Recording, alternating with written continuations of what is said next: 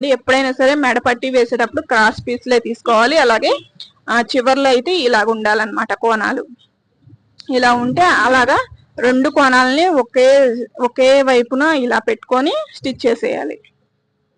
ఇలా స్ట్రైట్ గా ఉంటే కొంచెం పక్కకి అదే వంకరగా వచ్చేటట్టు కట్ చేసేయండి. ఎందుకంటే వంకరగా ఉంటేనే జాయింట్స్ అనేది క్రాస్ పీసులు బాగుంటాయి. ఇలాగా నెక్ పట్టి అయితే రెడీ చేసి పెట్టుకోవాలండి. ఈ వీడియో కనుక మీకు యూస్ఫుల్ అనిపిస్తే షేర్ చేయండి ఫ్రెండ్స్. వీడియో నచ్చితే కనుక ఒక చిన్న లైక్ ఇచ్చేయండి. ఎందుకంటే చాలా మందికి డౌట్స్ ఉంటాయండి. ఆ డౌట్స్ అన్ని కూడా ఈ వీడియోతో అయితే క్లియర్ చేసేస్తాను. ప్రతి ఒక్క పాయింట్ కూడా చాలా చాలా ఇంపార్టెంటేనండి. ఓకేనా, చాలా క్లియర్ గా వినండి, అలాగే స్టిచ్ చేసేయండి. అలాగే కటింగ్ వీడియోస్ వచ్చేసరికి మన ఛానల్లో అయితే చాలానే ఉన్నాయి. కటింగ్ వీడియోస్ కూడా చూడండి ఫ్రెండ్స్. ఇలా నెక్ పట్టీలు అనేది రెడీ చేసి మొత్తం టోటల్ గా మొత్తం కూడా